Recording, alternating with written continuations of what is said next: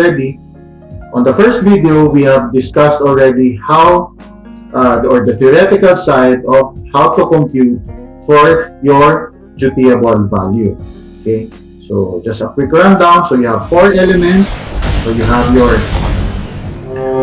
customs value, you have your dutiable freight, then next your dutiable insurance, and lastly your dutiable other charges. So since we have already gone through the components of dutiable value, our next discussion or this second video, we will be discussing the components of your landed cost. Okay. Your components of your landed cost will be first your dutiable value, which we have already, again, I summarized earlier, which we discussed in our first video. So, next component would be our customs duty, followed by our bank charge. The next one is our brokerage fee. This is regulated by under Customs Administrative or governed by Customs Administrative Order 1-2001. The next is our wharfage due, which is under Customs Memorandum Order 26-95 and Customs Memorandum Order 4-2006 and Customs Memorandum Order 7-2014, followed by our Alaska charge, which is governed by Customs Memorandum Order 26-95C and CMO 7-2014.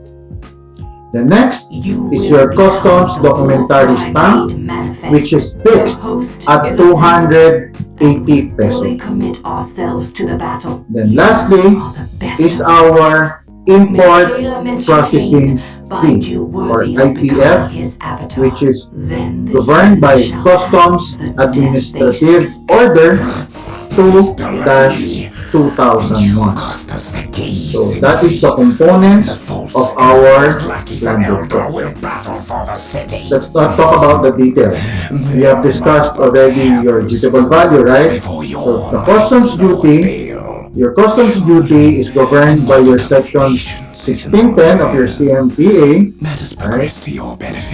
In which, so depending on how you would classify your goods, there is a corresponding rate of duty for each product.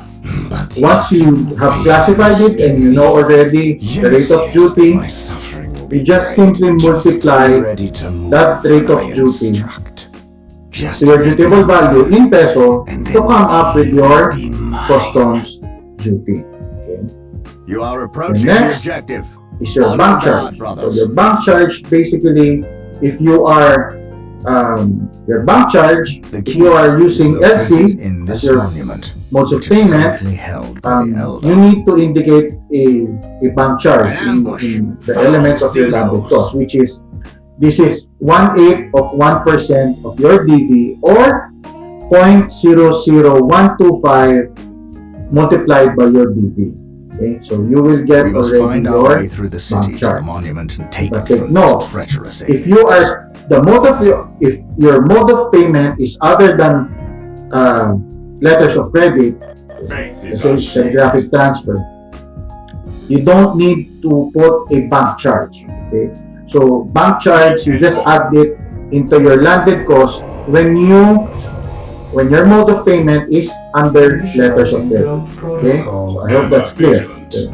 So kapag bank charge po, kapag LC, you need to put bank charge. Kapag other than LC yung mode of payment, hindi nyo na po kailangan lagyan ng bank charge. Let's now go to your brokerage fee. Okay? So, yung sa brokerage fee nyo po, no? So, based on your CEO 1-2001, so, customs brokerage fees covered by formal or warehousing entries and transshipments, may table po siya. Okay? So, depending kung ano po yung amount ng dutiable value nyo, may corresponding rate siya. So you can see that table in your CEO 1-2001. Follow my lead. But if your dutiable value is over 200,000 pesos, okay, so ang magiging formula nyo na po is 5.3, okay, plus 1/8 of 1% in excess, okay, ng 200,000. Okay, kapag more than 200,000 siya, so 5.3 plus 1/8 of 1%. Praise the Emperor. So, to simplify, diba, medyo parang komplikado, no, sa computation. To simplify, diba, kanina nabanggit natin sa bank charge, 0.00125. Tama po? Ng dutiable value. That is your bank charge. So, dito, para hindi po kayo ma-confuse, no, kapag more than 200,000 po ang inyong dutiable value, okay, gagana lang po itong formula na to kapag more than 200,000, ha. Please take note, ang dutiable value nyo. So if it's more than 200,000, it's the formula for your brokerage fee, shortcut formula po to, no? 5,050, okay, plus 0.00125 of your dutiable value. Okay. So yun po, yun ang ating formula. So basically, para po siyang 5,050 plus bank charge. Yun po. So that's the other way of stating it, no? Formula-wise. So, para po, kasi kung yung 1/8 of 1% pa, diba, in excess of the 200,000, so medyo mahaba po yung formula. So, shortcut na po namin yun. So, next one, let's now go to your, in computing your arrastre and warfare. Scouts reporting for duty at your command. Before we discuss it, there is a criteria, no, in computing your arrastre and warfare for assessment purposes. Yes, most beneficial. So first, you need to determine the port of discharge. Kasi iba po yung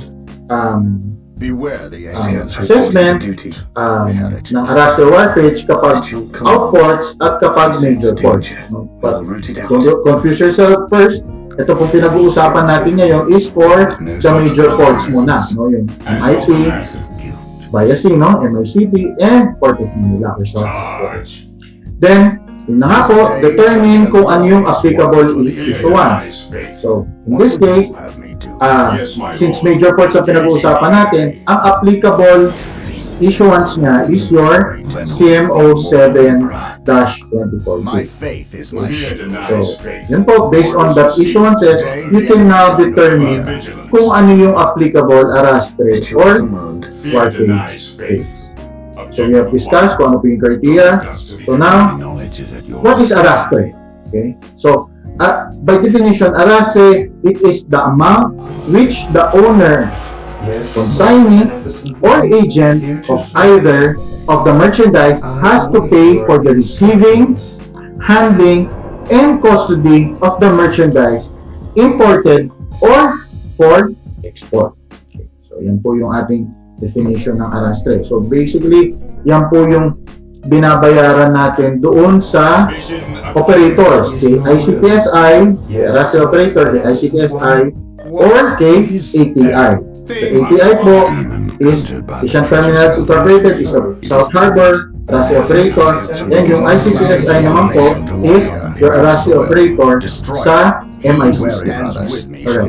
So, based on your CMO 7-2014, no? As I mentioned, the law governing your arrastre charges for assessment purposes, may table po na nakalagay doon. So, just grab a copy and makikita nyo po, very clear naman po yun. For example, kung 20-footer po yung inyong shipment, ang arrastre charge nyo po is, for import po, no? For import is 3,727 pesos. No, that is exclusive of VAT. And kung 40 footer naman po, per container, no, it's 8,551 pesos. So yung amount na po yan po ang gagamitin nyo doon sa pag-compute. Now, for assessment, please take note, this is for assessment purposes. Okay? So, huwag nyo pong i-confuse yung sarili nyo. Ito po kasi yung binayaran namin na actual. Hindi po. Huwag nyo po isipin nyo.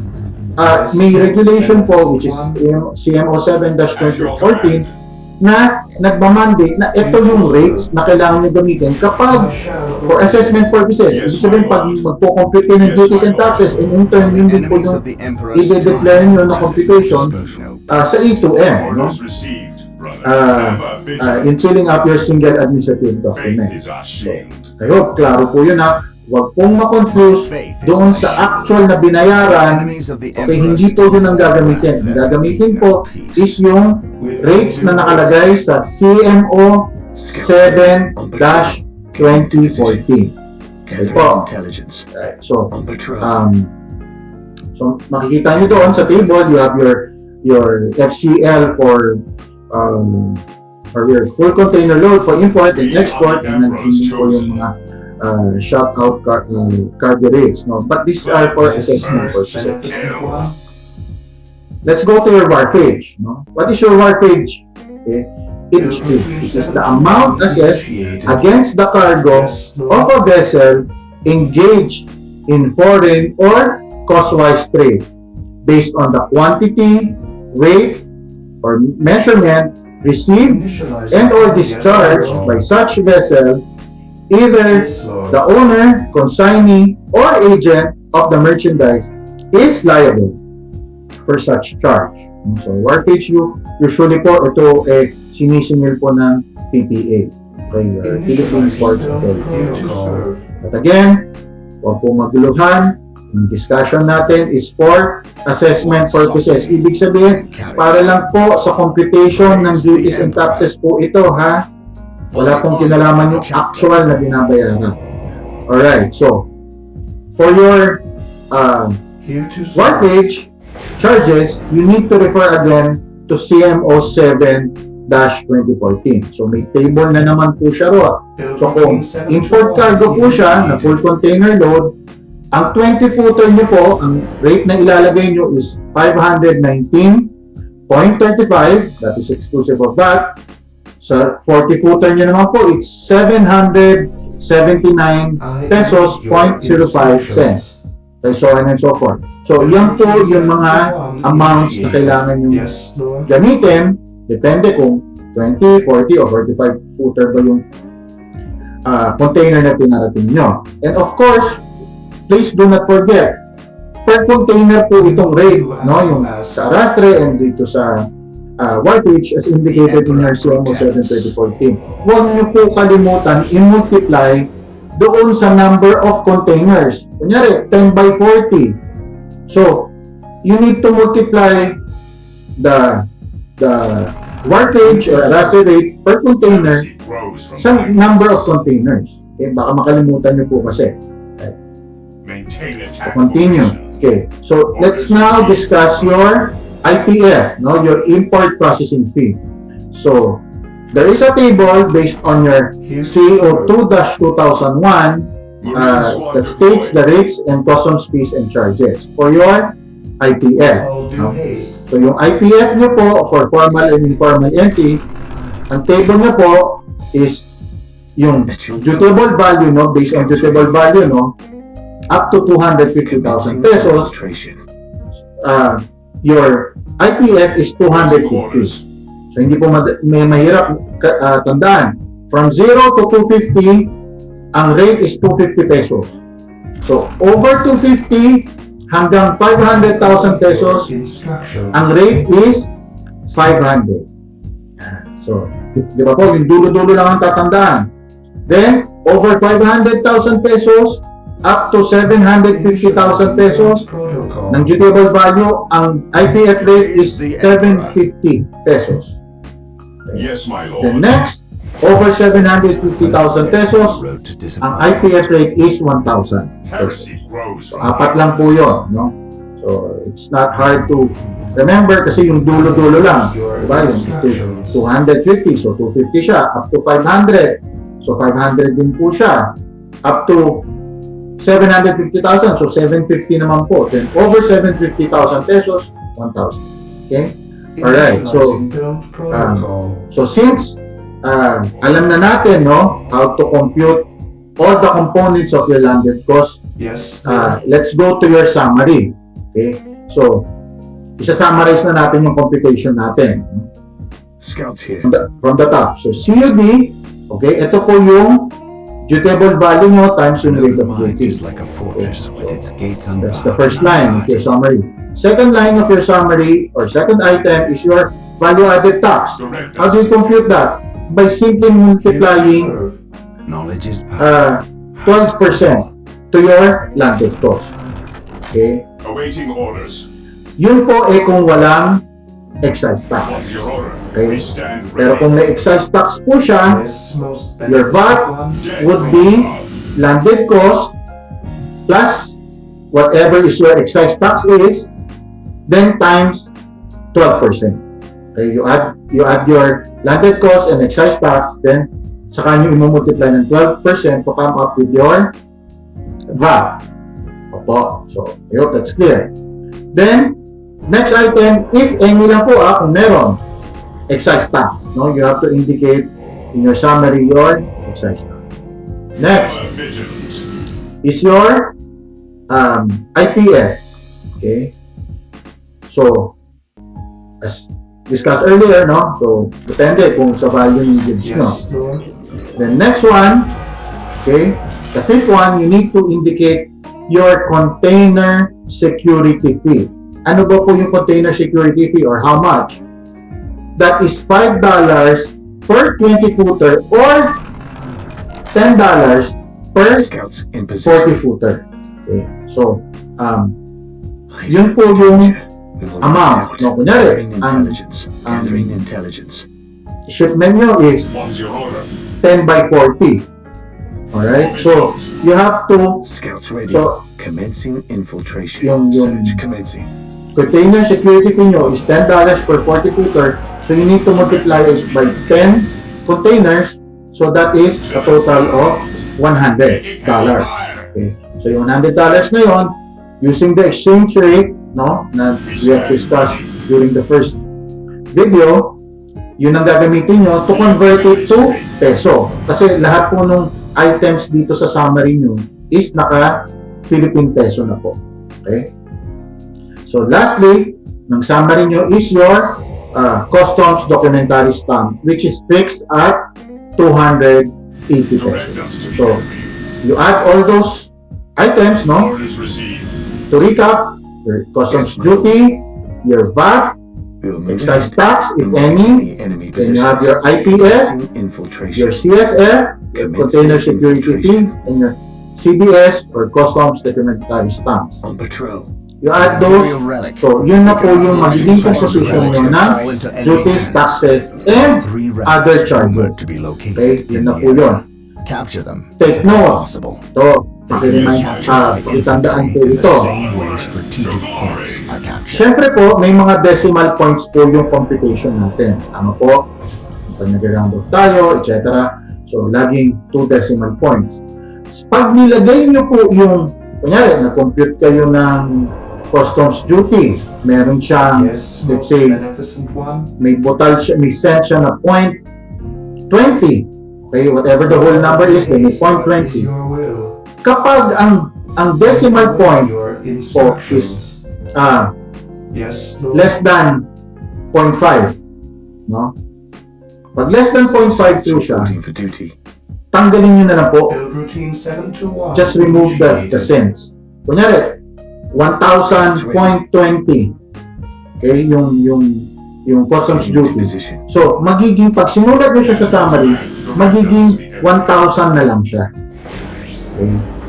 Right. Pero, kapag 0.5 naman po siya, pataas.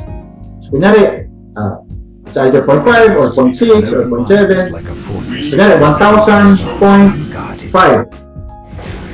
I-round off nyo na po yun sa nearest full number. So magiging yung 1,000.5 magiging 1,001 na po siya. Initiating attack Okay? protocol. So I hope you were able to follow. Importante po yun kasi yung duties and taxes po, yung total customs duties, taxes, and other charges po natin, whole number lang po. Wala po siyang decimal point. So, yun po yung rationale doon. That's why, I hope everybody was able to follow our the second part of our theoretical discussion. So please stay tuned for our third and last video, which is we will apply all those that we have learned here in the first two videos. So magkakaroon po tayo ng practical application para mas for your better understanding sa theoretical part. So again, thank you very much and stay safe. I await your instructions. Hi guys, we are now on the third video of our discussion on how to compute duties, taxes, and other charges for containerized cargoes discharged at the South Harbor or Manila International Container Port. Before we continue, just a quick recap of what we have discussed so far. So, yung una po nating video, diniscuss po natin doon yung ating dutiable value, okay, and its elements. Okay. Then, yung second video naman po natin, we have discussed the landed cost, Yes, Lord. its elements, and also the total duties, taxes, and other charges, and its components or elements as well. Since natapos na po natin yung theoretical part ng ating discussion, okay, ito po ngayon, ang susunod po nating pag-uusapan is yung practical application naman po ng natutunan natin. Okay? So, ang nakikita niyo po ngayon sa inyong screen, gumawa po tayo ng isang scenario just to apply kung ano po yung natutunan po natin dun sa first two videos natin. So, meron po tayong shipment na 1/40 that contains various floating goods. Okay? And discharge po siya sa MICP. Then, we have a mode of payment, which is letters of credit. Okay. And then, we have an invoice price of $35,000. FOB, Port of Shanghai, China. Then next, meron po tayong freight certification from the shipping line, which amounts to $850. And then, kumuha po tayo ng local insurance premium at 9,675 pesos and 80 cents. Of course, with certification and OR din po yan. Then, after classifying our goods, we came up with a rate of duty of 1%. And our exchange rate, prevailing exchange rate po natin is 48 pesos and 379 cents per $1. So now let's compute for your total duties, taxes, and other charges. Alright, so based on the given, ang step 1 po natin is we need to convert yung dutiable insurance po natin into dollars. So, madali lang po, yung peso po natin, we just divide it to our exchange rate, then you will arrive at the dutiable insurance of $200. Okay, next is our step 2. Step 2 po natin is we add the elements or the components of our dutiable value. So, since in this case, or in this problem, or in this scenario, wala pong sinabi na mandatory additions. So, we are assuming there is none. Okay. So, ang components lang po ng dutiable value natin is your customs value of $35,000, dutiable freight of $850, dutiable insurance of $200, for a total of $36,050 and $50. Okay, then we have to convert that into peso. By multiplying our exchange rate, we will come up with a DV in peso of 1,744,062 pesos and 95 cents. So susunod po, or step 3, okay, we compute for the customs duty. Okay. So, of course, na-convert na po natin yung yung DV natin into peso. So all we have to do is multiply our rate of duty of 1%. So we will have a customs duty of 17,440 pesos and 63 cents. The next step, step 4, we compute for the bank charge kasi po under LC po siya. Okay? So your DV in peso, you multiply by the bank charge rate of 0.00125, which is 1/8 of 1%. So you will arrive at an amount of 2,180 pesos and 8 cents for your Scouts here. bank charge. Scouts are waiting. So next step, I sense step danger. 5 po, We will root it out. we compute for the brokerage fee. Dahil ang dutiable value po natin is more than 200,000, so we can use our shortcut formula, no? So which is bank charge plus yung fixed amount po natin na 50/50. Here to serve. So bank charge plus 50/50, 5,050, we will have a brokerage fee of 7,230 pesos and 8 cents. Okay, so I hope Lord, nasusundan po, no? Next step is our step 6. No, so we need to arrive or we need to know kung ano po yung ating arrastre, wharfage, CDS, which is your customs supplementary stamp, and your import processing fee. Via denies Okay. your order. So, for the arrastre, based on your CMO 7-2014, yung 40-footer rate is 8,551 pesos. Yung wharfage naman po is 779 pesos and 5 cents. Yung CDS natin, naka-fix po siya sa 280 pesos. And then, yung IPF natin, yung import processing fee, okay, dahil more than 750,000 po ang ating dutiable value, so 1,000 pesos.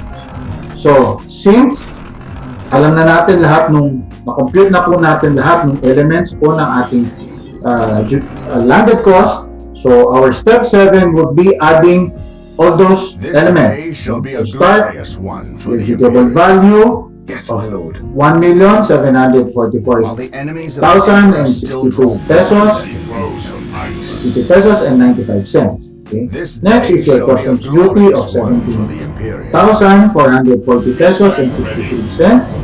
Next is your bank charge of 2,180 pesos and 6 cents. Next to be added is your brokerage fee of 7,230 pesos The and Avatar 9 is cents. destroyed. Next is your wharfage due of 779 pesos and 5 cents. Scouts are waiting. Next is your arrastre Emperor still of drawn. 8,551 pesos.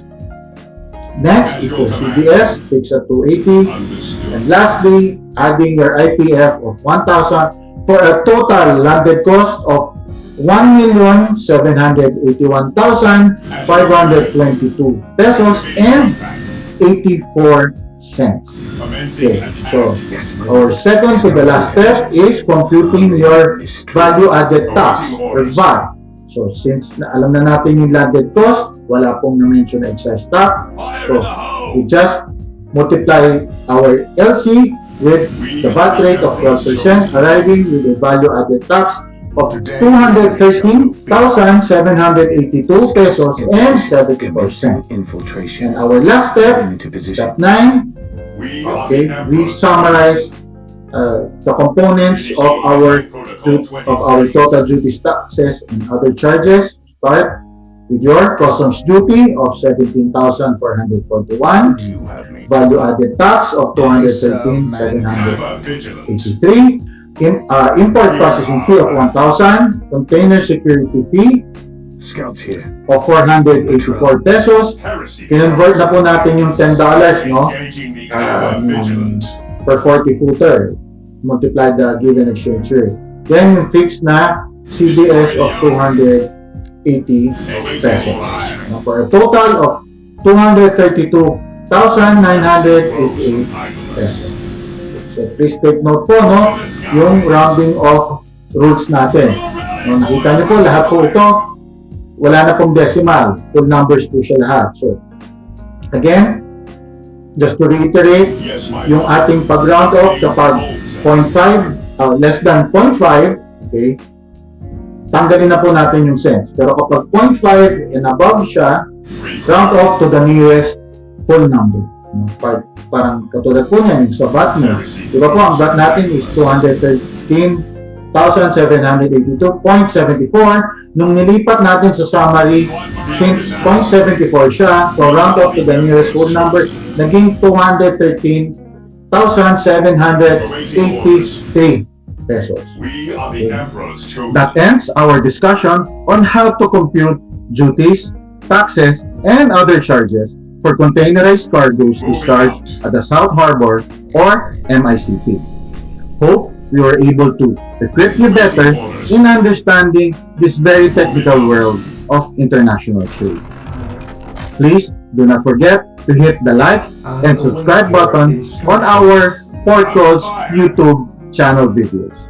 Thank you and stay safe.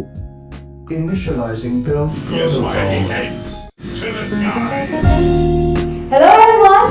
Today we are going to have a mini lecture surrounding customs, duties, and taxes. Our speaker is an international trade and customs consultant.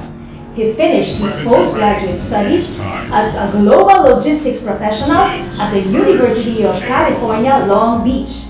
He was also acting chief of the Bureau of Customs Valuation and Classification Division. I await He's your well versed in instructions. international freight forwarding and logistics, having been at the forefront of several logistics companies, including his own. Guys, our speaker for today is Mr. Dexter Pedresa. And here's my question, Dex. How do you compute for customs, duties, and taxes? Thank you very much, Aleli, for that great Commencing question. infiltration.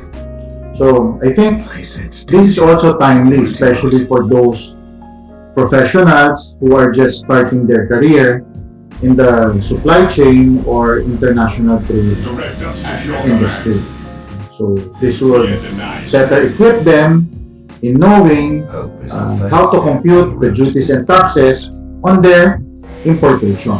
But before we start, I would just like to remind our YouTube followers or viewers that this discussion would be divided into 3 parts. The first 2 videos we will dedicate it for discussing the theoretical side of our computing on how we should compute the Who duties. requires my aid? And the last, Very ready. for the third video, we will utilize that Waits. to apply what we have learned during the first Get out of here. 2 videos. We'll Who start. requires my aid? Okay.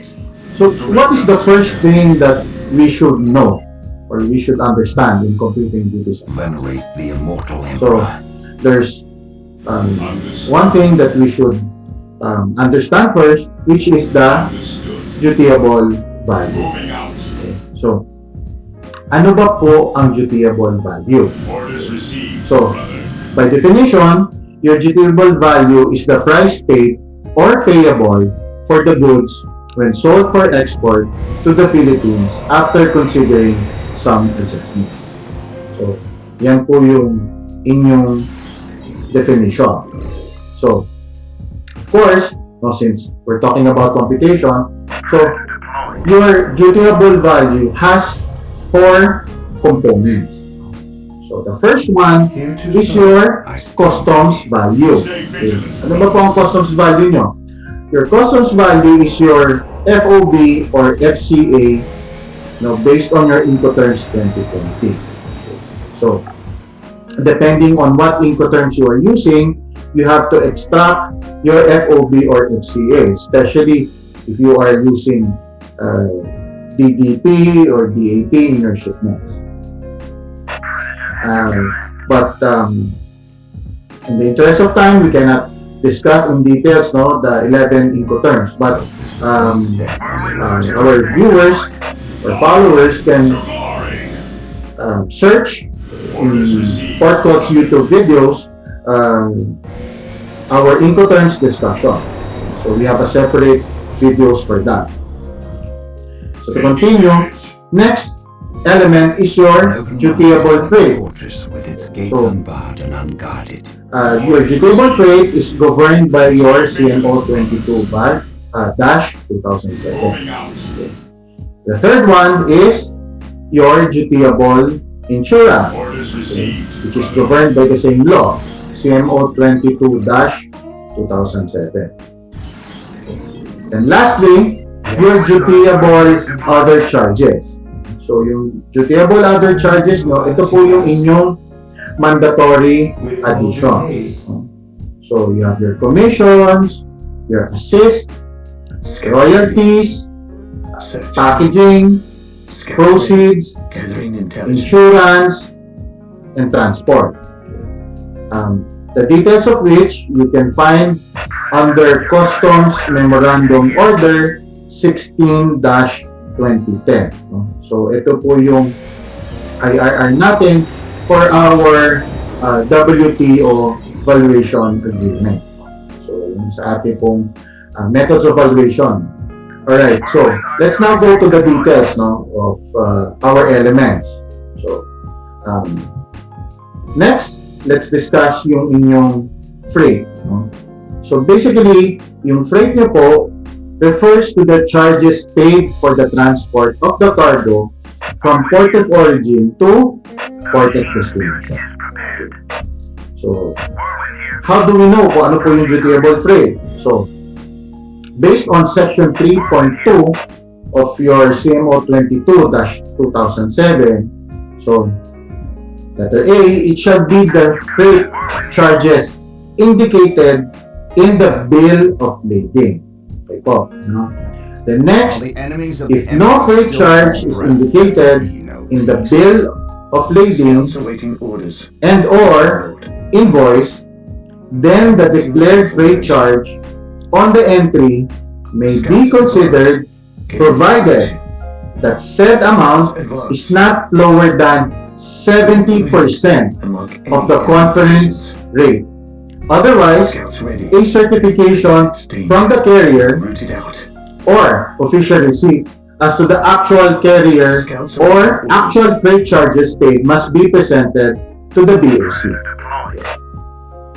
So, kung wala pong freight, no, na naka-indicate dun sa inyong bill of lading, pwede pong magamit yung freight nyo doon sa There is no such thing as innocence. declared, no, doon sa inyong entry, sa SAB, no, sa Single Administrative Document. Pero kailangan po, hindi siya lower than 70% no conference rate. So, but more or less, for practical application naman po, we can always know, no, through our forwarders, or through our shipping lines, kung ano po talaga yung binayaran Routine na 71 initiated. freight, no, based on our bill of lading. Alright. Sunod naman po, let's discuss our dutiable insurance, no? So, Scouts ano ba po ang insurance? Insurance is taken to cover against risk for damage or loss while transporting goods from origin to destination. So, ito po yung inyong marine insurance lang po ito, ha, from port of origin lang to port of destination. So, based on your section 3.1 of the same regulation, no, CMO 22-2007, A, if the terms of sale are CIF or CIP, the amount of the actual insurance premium shall be used Yes, in most the magnificent assessment. one. So, kung yan po ang Incoterm na ginagamit nyo, CIF or CIP, pwede po daw na gamitin yung mismong insurance na nakasama doon sa Incoterms na po yun, sa terms of shipment na yun. So, I suggest, so that for clarity purposes, you can ask your suppliers abroad to break down those charges, no? So, sa invoice or to CIF yung in terms of shipment nyo, pwede nyo pa-indicate ano yung, for example, sa CIF nga, no? So, indicate FOB, the the freight, and then the insurance. So, at least, it's very clear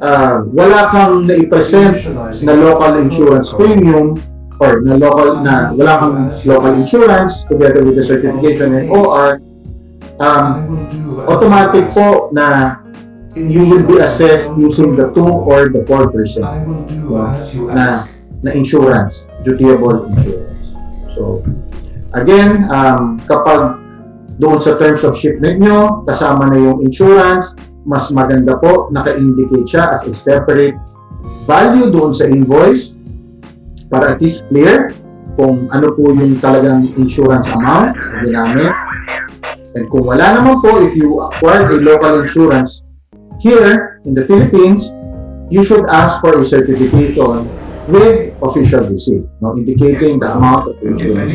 Assault terminators are now available. So, I hope that's clear, From the for Chapel Barracks. Terminators are now the available for dutiable deep-staking. insurance. They can be Alright, found at the Chapel so, Barracks. of The course, orbital relay is ready yung for values po natin, construction. With the are mobility all it will grant us, in, we cannot fail. syempre sa abroad po natin nangyayari. In So, this area. it's either in US dollars or Requisition of the other Emperor's finest third troops. currency. We may now So, requisition right now, terminals at I will the be discussing with you yung CMO 14-2019 unstoppable.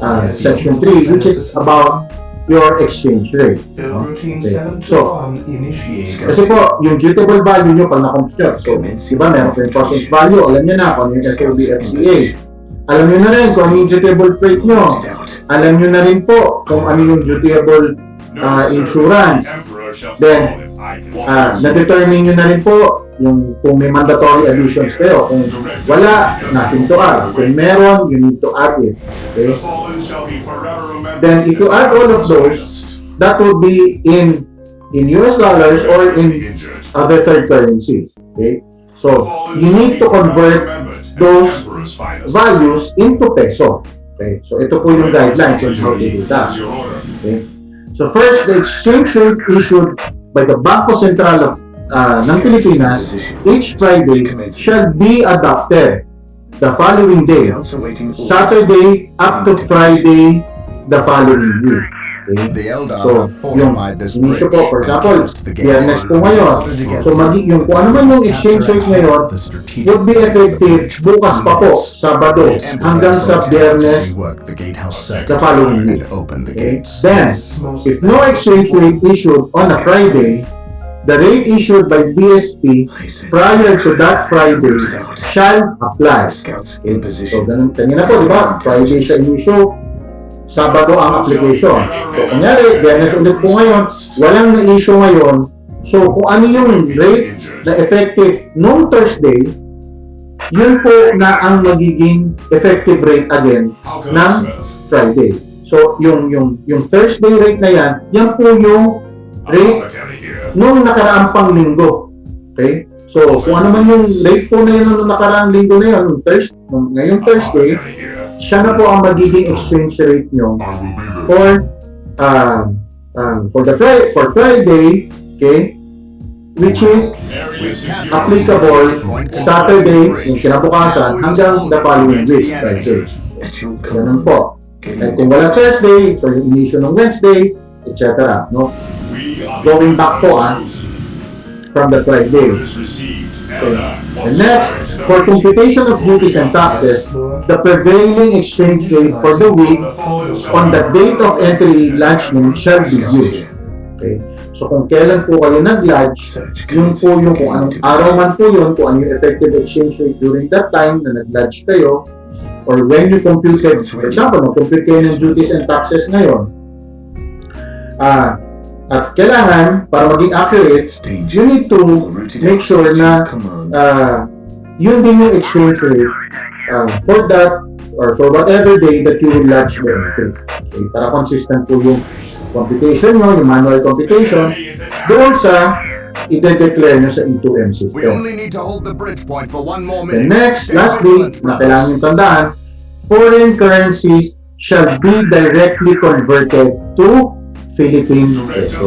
Okay. Simple lang po yun. So, kung US dollars po yung diretso peso. Kung for example, euro siya, hindi na po siya kailangan dumaan pa ng US dollars.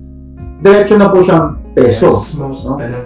Same goes with kung yen man po yan or kung ano pang other currencies yan, hindi na po siya dadaan ng, usually po kasi minsan kino-convert pa natin ng dollars. Pero ito po, kailangan whatever that currency is, diretso na siya to Philippine peso. Right? Okay, so that is the end of our session for this first part, our first video. Stay tuned to our next YouTube video. Thank you everyone and We stay have safe. captured the bridge. The gates will now be lowered. Yes, most beneficent one. Welcome back to our discussion on how to compute duties, taxes, and other charges for containerized cargoes discharged at the South Harbor or the Manila International Container Port. Scouts ready. So, Getting into position. this is our Intelligence. second video. Brief summary of what we have tackled already. Under fire. On the first video, we have discussed already how, or the theoretical side of how to compute for your dutiable value. Okay, so just a quick rundown. So you have 4 elements. So you have your He who stands customs in value. front of me, my brother. you have your dutiable freight, and next your dutiable insurance, and lastly your dutiable other charge. So since we have already gone through the components of dutiable value, our next discussion or this second video, we will be discussing the components of your landed cost. Okay, your components of your landed cost will be Scouts first ready. your dutiable value, which we have already, again, I summarized earlier, which we discussed in our first video. Stands with me shall be my Next one, next component would be our customs duty, followed by our bank charge. The next one is our brokerage fee. This is regulated by under Customs Administrative or governed by Customs Administrative Order 1-2001. The next is our wharfage due, which is under Customs Memorandum Order 26-95 and Customs Memorandum Order 4-2006 and Customs Memorandum Order 7-2014. Followed by our arrastre charge, which is governed by Customs Memorandum Scouts in Order position. 26-95C and CMO 7-2014. Initializing build The next protocol. is your customs documentary stamp, 721 which is fixed at 280 pesos. Then lastly is our import processing fee or IPF, which is Scouts governed by Customs Administrative Order Scouts in 2-2001. position. Getting into So position. that is the components of our Infiltration. landed The cost. fallen shall be forever remembered. Let's not talk about the details. We have discussed already your dutiable value, right? So the customs duty, your customs duty is governed by your section 1610 of your CMTA, right? In which, so depending on how you would classify your goods, there is a corresponding rate of duty, okay, for Yes, each product. Once you have classified it and you know already the rate of duty, we will move you ahead. just simply multiply In positions. that rate of duty to your dutiable value in peso to come up with Scouts your awaiting orders. customs duty. Search commencing. Scouts The advance. next is your bank charge. So your bank charge, basically, if you are your bank charge, if you are using LC as your modes of payment, you need to indicate a bank charge in the elements of your landed cost, which is, this is 1/8 of 1% of your DV or To serve. 0.00125 multiplied by your Cease to DV. serve. Okay, so you will get already your Initializing build but take protocol. note, if you are the mode of if your mode of payment is other than letters of Be an credit, excellent location let's for a say second telegraphic base. transfer, Gathering you intelligence. don't need The to Emperor put a bank protects. charge. Okay? So bank charge, you just add it into your landed cost when your mode of payment is under letters of There credit. is no Okay? such thing I hope as that's clear. only So degrees. kapag bank charge po, ay kapag LC, you need to put bank charge. Kapag other than LC yung mode of payment, hindi nyo na po kailangan lagyan nito. Let's now go to your brokerage fee. Okay? So, yung sa brokerage fee nyo po, no? So, based on your SIIIIINNNNDRIIIIIIIIII, okay? So, customs brokerage fees covered by Scouts await formal orders. or warehousing entries and transshipments, may table po siya. Okay? Here to So, serve. depending kung ano po yung amount ng dutiable value nyo, may corresponding rate siya. So, you can see that table in your CA01-2001. Okay? But if your dutiable value is over 200,000 pesos, What are your okay, needs? so, ang magiging We are the Emperor's formula nyo na po is 5.3 Alert, okay, brothers. The enemy plus must be 1/8 nearby. of 1% in excess Unlock any Okay. enemy positions. ng 200,000. Okay, kapag more than 200,000 siya, so 5.3 plus 1/8 of 1%. So, to simplify, diba, medyo parang komplikado, no, sa computation. To simplify, di ba kanina nabanggit natin sa bank charge, 0.00125. Tama po, ng dutiable value. That is your bank charge. So dito, para hindi po kayo ma-confuse, no? Kapag more than 200,000 po ang inyong dutiable value, Yes, most beneficent one. gagana lang po itong formula na to kapag more than 200,000 ha. Please take note, ang dutiable value. So if it's more than 200,000, I will it's do as the you formula ask. for your brokerage fee, shortcut formula po to, no? 5,050, okay, plus 0.00125 of your dutiable Only value. degrees of Okay. guilt. So, yun po yun ang ating formula. Okay, so basically, para po siyang 5,050 plus bank charge. Yun po. Apothecary Okay, here. that's the other way of stating it, Scouts no? in position. Formula 1. Commencing. I sense danger.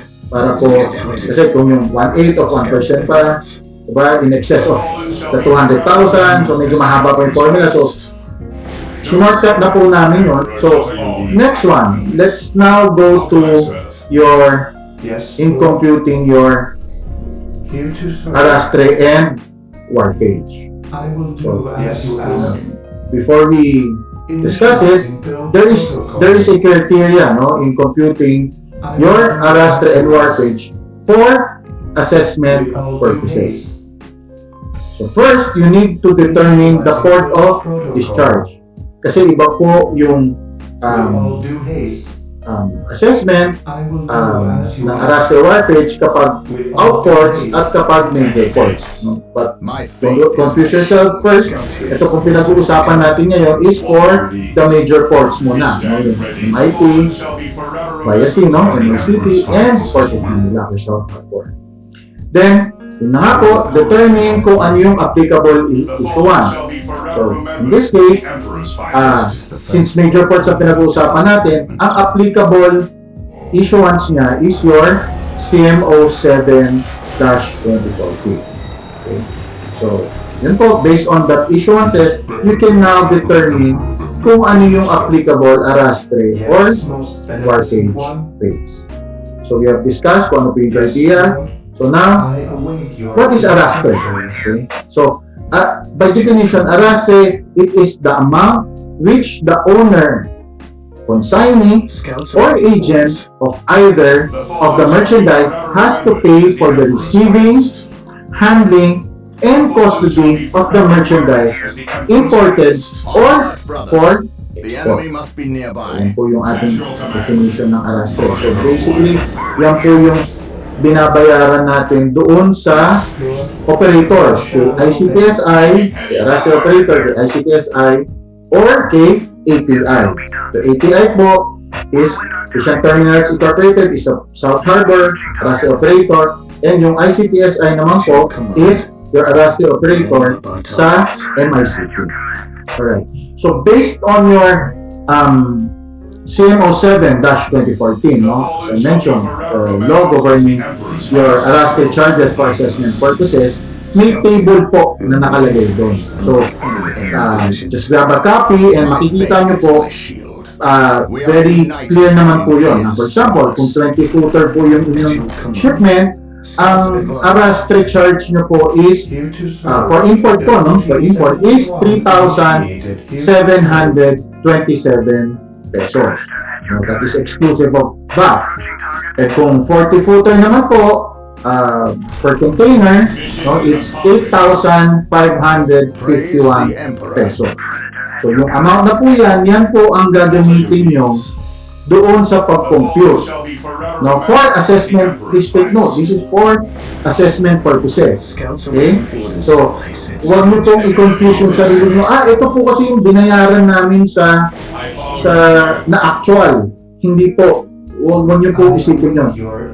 May regulation po, which is CMO 7-2014, na nagmamandate na ito yung rates na kailangan nyo gamitin kapag for assessment purposes. Ibig sabihin, pag magpo-compute ng duties and taxes, and in turn, yun din po yung i-declare nyo na computation sa E2M, no?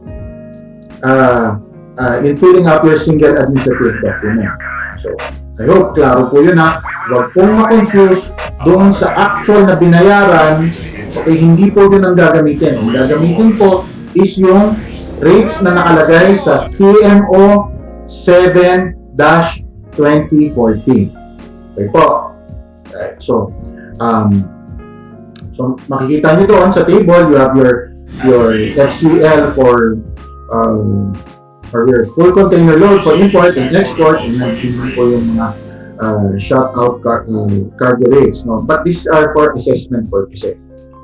We stand ready. Let's go to your wharfage. No? What is your wharfage? Okay. It is the amount assessed against the cargo of a vessel engaged in foreign or coastwise trade based on the quantity, weight, or measurement received and or discharged by such vessel, either the owner, consignee, or agent of the merchandise is liable for such charge. So, wharfage usually po, ito sinisingil po ng PPA, okay, or Philippine Ports Authority. He who stands with me At shall again, be my brother. huwag po maguluhan. Ang discussion natin is for assessment purposes. Ibig sabihin, para lang po sa computation ng duties and taxes po ito, ha? Yes, my lord. Wala pong kinalaman yung actual na binabayaran. Position. Alright, so, for your wharfage charges, you need to refer again to CMO 7-2014. So, may table na naman po siya ro. So, kung import cargo po siya na full container load, ang 20-footer nyo po, ang rate na ilalagay nyo is 519.35, that is exclusive of that. So, 40-footer nyo naman po is 779 pesos 0.05 cents. Okay, so on and so forth. So, yan po yung mga amounts na kailangan yung gamitin. Depende kung 20, 40, or 45-footer ba yung container na pinarating nyo. And of course, please do not forget, per container po itong rate, no? Yung sa Araste and dito sa wharfage as indicated in your CMO 7-2014. Huwag niyo po kalimutan i-multiply doon sa number of containers. Kunyari, 10 by 40. So, you need to multiply the wharfage or Araste rate per container sa number of containers. Okay, baka makalimutan niyo po kasi. Okay. So, continue. Okay, so let's now discuss your IPF, no, your import processing Shall fee. be a glorious So, one for the there is a table based on your CO 2-2001 that states the rates and customs fees and charges. For your IPF. No? So yung IPF nyo po for formal and informal entities, ang table nyo po is yung dutiable value, no, based on dutiable value, no, up to 250,000 pesos. Taking damage. Your IPF is 250. So hindi po mahirap tandaan. From 0 to 250, ang rate is 250 pesos. So over 250 hanggang 500,000 pesos, ang rate is 500. So, di ba po, yung dulo-dulo lang ang tatandaan. Then, over 500,000 pesos, up to 750,000 pesos, ng dutiable value, ang IPF rate is 750 pesos. Then next, over 750,000 pesos, ang IPF rate is 1,000 pesos. So, apat lang po yun. No? So, it's not hard to remember kasi yung dulo-dulo lang. Diba? Yung 250, so 250 siya. Up to 500, so 500 din po siya. Up to 750,000, so 750 naman po. Then over 750,000 pesos, 1,000. Okay? Alright, so since alam na natin, no, how to compute all the components of your landed cost, let's go to your summary. Okay? So, isa-summarize na natin yung computation natin. From the top. So, COD, okay, ito po yung dutiable value nyo times yung rate of duty. Okay, so that's the first line of your summary. Second line of your summary, or second item, is your value-added tax. How do you compute that? By simply multiplying 12% to your landed cost. Okay? Yun po kung walang excise tax. Okay? Pero kung may excise tax po siya, your VAT would be landed cost plus whatever is your excise tax is, then times 12%. Okay, you add your landed cost and excise tax, then saka nyo i-multiply ng 12% to come up with your VAT. Opo, so, yun, that's clear. Then, next item, if any lang po kung meron, excise tax. No? You have to indicate in your summary your excise tax. Next is your IPF. Okay? So, as discussed earlier, no? So, depende kung sa value yung gauge nyo. Then next one, okay, the fifth one, you need to indicate your container security fee. Ano ba po yung container security fee or how much? That is $5 per 20 footer or $10 per 40 footer. Okay. So, yun po yung amount. No, kunyari, ang shipment nyo is 10 by 40. Alright? So, you have to, so, yung container security fee nyo is $10 per 40 footer. So, you need to multiply it by 10 containers. So, that is a total of $100. Okay. So, yung $100 na yun, using the exchange rate, no, na we have discussed during the first video, yun ang gagamitin nyo to convert it to peso. Kasi lahat po nung items dito sa summary nyo is naka-Philippine peso na po. Okay? So, lastly, ng summary nyo is your customs documentary stamp, which is fixed at 280 pesos. So, you add all those items, no? To recap, your customs duty, your VAT, excise tax, if any, then you have your IPF, your CSF, container security fee, and your CDS or customs documentary stamps. You add those, so yun na po yung magiging composition nyo ng duties, taxes, and other charges. Okay, yun na po yun. Take note. So, pakitandaan po ito. Siyempre po, may mga decimal points po yung computation natin. Ano po? Pag nag-round tayo, etc. So, laging 2 decimal points. Pag nilagay nyo po yung, kunyari, nag-compute kayo ng customs duty. Meron siyang, Enemy is let's say, attacking. may butal siya, may send siya na point Fear 20. wrath. Okay, whatever the whole number is, then may point 20. Kapag ang decimal point Of the po is Imperium. less than brothers. 0.5. Enemy must be nearby. Knowledge is Pag less than 0.5 po siya, well. tanggalin nyo na po.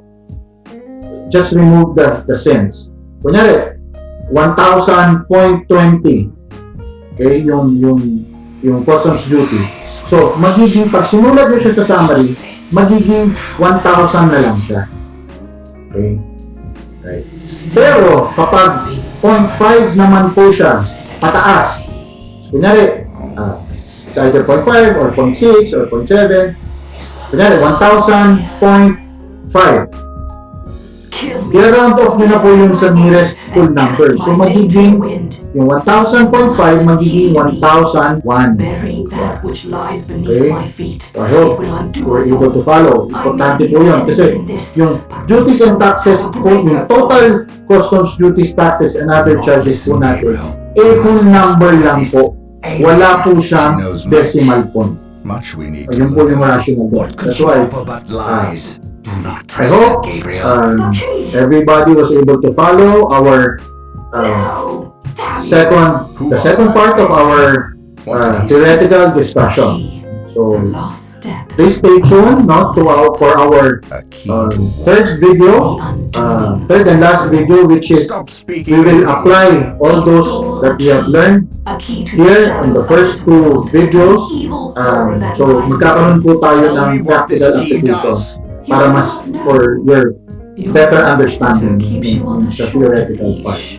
So He again, knows. thank you very much and How stay dare you safe. speak ill of the Emperor's loyal subject? He has known since he arrived. Or should I say, he never left. Do you not think it convenient? Hi guys, we are now on the third video of our discussion on how to compute duties, taxes, and other charges for containerized cargoes discharged at the South Harbor or Manila International Container Port. Before we continue, just a quick recap of what we have discussed so far. So, yung una po nating video, diniscuss po natin doon yung ating dutiable value. Okay, and its element. Enough of my attentions. Then, yung second video naman po natin, we have discussed the landed cost, its elements, and also the total duties, taxes, and other charges, and its components or They elements will as well. not remain there Since long. natapos na po natin yung theoretical part You have nung seen to ating that. discussion, okay, ito po ngayon, ang susunod po nating pag-uusapan is yung practical application naman po ng natutunan natin. Okay?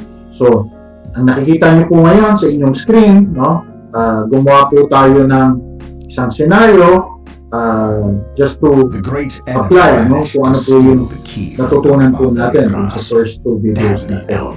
So, meron po tayong shipment na 1/40 that contains various bulking goods. Okay? And discharge po siya sa MICP. Then, we have a mode of payment, which is letters of credit. And then, we have an invoice price of $35,000. He has a FOB, Port of Shanghai, China. of which is not And next, meron po tayong freight certification from the shipping line, which amounts to $850.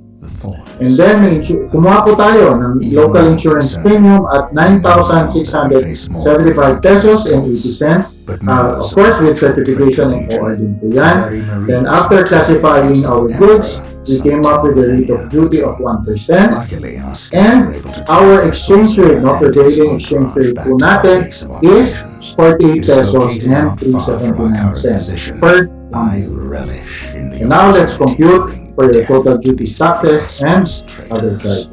Alright, so based on the given, ang step 1 po natin is we need to convert yung dutiable insurance po natin into dollar. So, madali lang po, yung peso po natin, we just divide it to our exchange rate, then you will arrive at the dutiable insurance of $200.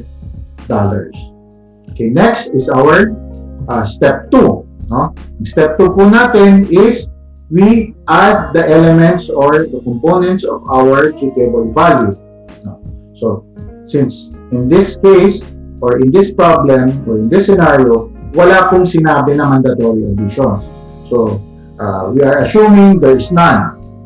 So, ang components lang po ng GTable value natin is your customs value of $35,000, GTable freight of $850, GTable insurance of $200, for a total of $36,050 and Blood ravens $50. approach from the south. Okay.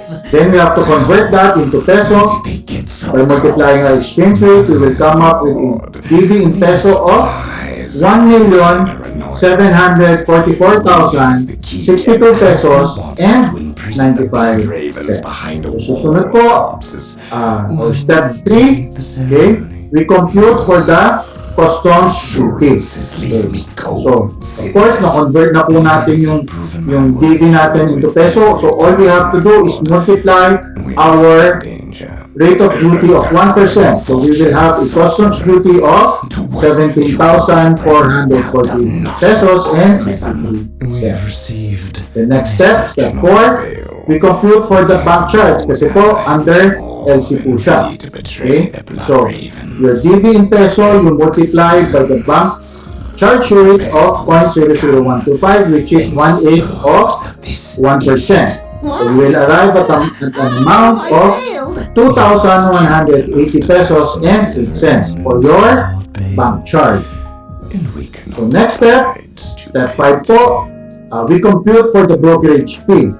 Dahil ang GTable value po natin is more than 200,000, so we can use our shortcut formula, no? So, which is bank charge plus yung fixed amount po natin na We are 50/50. arriving at your position momentarily. Bank charge plus 50/50, 5,050, we will have a brokerage fee of 7,230 pesos and You're finished, 8 cents. apothecary. I Had the hope Emperor not intended I nasusundan po, suffer, no? then I Next will feel no pain. step is What foul acts our are step these 6. heathens involved in? No, so we need They are to performing a arrive, ceremony to release the key or from its we need to bindings. know kung ano po yung Must ating stop them. arrastre, We will need to break Wharf down the rate, rigid doors of that once CDS, glorious which is your temple. customs supplementary It stamp, appears and they your built a import chasm across the processing fee. city, stopping us from So, reaching the for the other side. arrastre, based on An your outpost with machine cults 7-2014, located here yung 40 gives us footer access rate to the is vehicles we will surely 8,551 Secure the pesos. outpost Yung and stop warpage that naman po ceremony. is 779 pesos and 5 cents. Yung CDS natin, naka-fix po siya sa 280 pesos. And then, yung IPF natin, yung import processing fee, okay, dahil more than 750,000 po ang ating GTable value, so 1,000 pesos. So, since alam na natin lahat nung, makompute na po natin lahat ng elements po ng ating landed cost, so our step 7 would be adding all those elements. No? To start, your GTable value of 1,744,062 pesos, 50 pesos and 95 cents. Next is your customs duty of 17,440 pesos and 62 cents. Next is your bank charge of 2,180 pesos and 8 cents. Next to be added is your brokerage fee of 7,230 pesos and 8 cents. Next is your warpage due of 779 pesos and 5 cents. Next is your arrastre of 8,551 pesos. Next is your CDS fixed at 280. And lastly, adding your IPF of 1,000 for a total landed cost of 1,781,522 pesos and 84 cents. Okay, so our second to the last step is computing your value-added tax or VAT. So since alam na natin yung landed cost, wala pong na-mention na excise tax. So we just multiply our LC with the VAT rate of 12%, arriving with a value-added tax of 213,782 pesos and 74 cents. And our last step, step 9, Okay, we summarize Leads. the components of our total duties, taxes, and other charges. Start with your customs duty of 17,441, value added tax of 213,783, import processing fee of 1,000, container security fee Fantasy grows idleness. of 484 pesos. Kinonvert na po natin yung $10, no? Fantasy grows madness and panic. Per 40 footer. Multiply the given exchange rate. Then yung fixed na CDS of 280 pesos. For a total of 232,988 pesos. So please take note po, no? Yung rounding off rules natin. No, nakita niyo po, lahat po ito, wala na pong decimal. Full numbers po siya lahat. So, again, just to reiterate, yung ating pag-round off kapag 0.5, less than 0.5, okay, tanggalin na po natin yung cents. Pero kapag 0.5 and above siya, round off to the nearest full number. Parang katulad po niyan, sa VAT nyo. Diba po, ang VAT natin is 213,782.74. Nung nilipat natin sa summary, since 0.74 siya, so round off to the nearest whole number, naging 213,783 pesos. Okay. That ends our discussion on how to compute duties, taxes, and other charges for containerized cargoes discharged at the South Harbor or MICT. Hope we were able to equip you better in understanding this very technical world of international Awaiting shipping. orders. Please do not forget to hit the like and subscribe button on our Port Calls YouTube channel videos. Thank you and stay safe. In position. Yes, Lord. Yes, Lord. With all due haste, I await your instructions. Defining I will do objective. as you ask. Yes, Lord. Scouts in position. I sense danger. We will root it out. Orders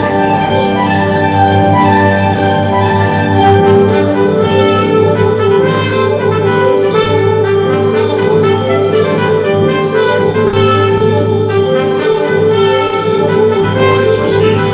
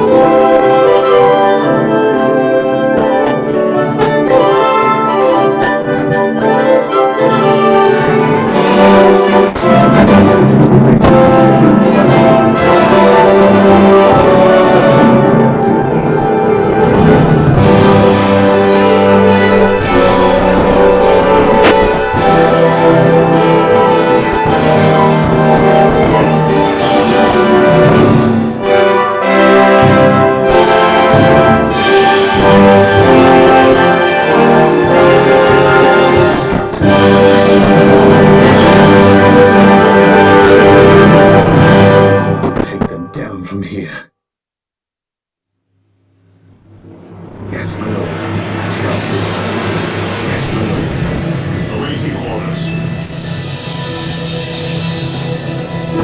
It's time to open our eyes to a bright and promising future.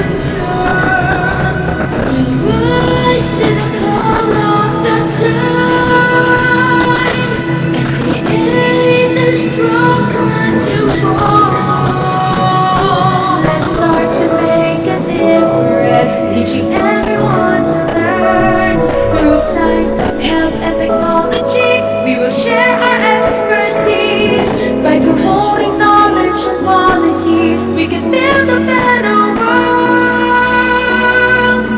Let us raise a step for our nation's goal, making future us for the livers to grow.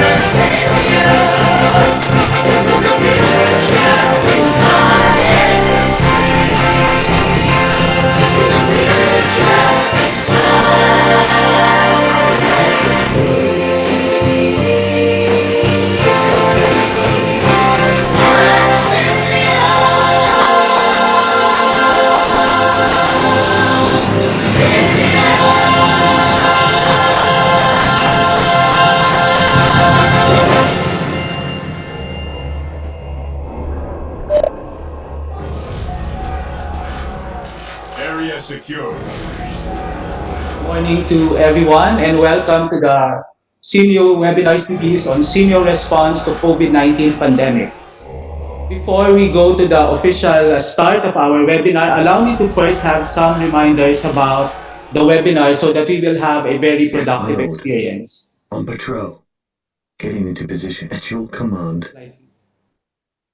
So today we will be having our first webinar among a series of 4 senior webinar series. On So for patrol. today we will have webinar 01, Emotional and Psychosocial Health Scouts during awaiting COVID-19 orders. pandemic. Next slide. So just a few Here to reminders to serve. our participants who are logged in on Death YouTube from Live. above. Can we go to the next? First, some reminders. We are requesting everyone, to those who are viewing online, to register so that you will receive Weaponize updates brief. from Simeo I Secretariat, await your particularly on the Simeo instructions. webinar series. Initializing build For those protocol. on the YouTube Live, you may type your questions in the comments section. You will see that on the right part of the screen if you're using your laptop, or at the bottom part if you're using your mobile Yes, phone. most beneficent We one. will have an open forum after all presentations, so we'd like to request everyone to please state your name and the organization that you represent, and the question and the There are panelists to which the visitors. question is addressed to. Death from above. And there will be a senior webinar team who is monitoring all the Here to YouTube comments serve. and questions. So we'd like to assure everyone that all your feedback or all your comments and questions will be forwarded, and we'll consolidate all of them, Yes, and most hopefully we can beneficent have the one. responses to the questions that you have raised. So after the webinar, we'd like to request everyone to follow all our With social all due media haste. panels. And you can start by sharing and subscribing on the YouTube channel. You can see the subscribe button below Yes, the Lord. video, that red I button. shall obey. And then to those who have Till registered routine 7 to 1 online, I know all of you initiated. have registered Yes, online. most beneficent Please check your one. email for Yes, Lord. updates. To those who have registered, we have provided the links to you so that you I can will access the do webinar as you series. ask. If you still have questions, please email us at webinar@simeo.org. So just for the information of everyone, after this webinar, we have the webinar 2 Is tomorrow, same achieved. time. And at this point, I'd like to thank everyone for listening, and I would like to invite our Senior Secretariat Director to officially open the Senior Webinar Series. Dr. Ethel, you now have the floor.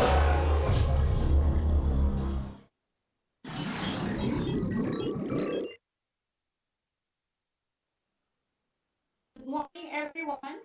Good morning. Hope you're all doing well today. I await your instructions.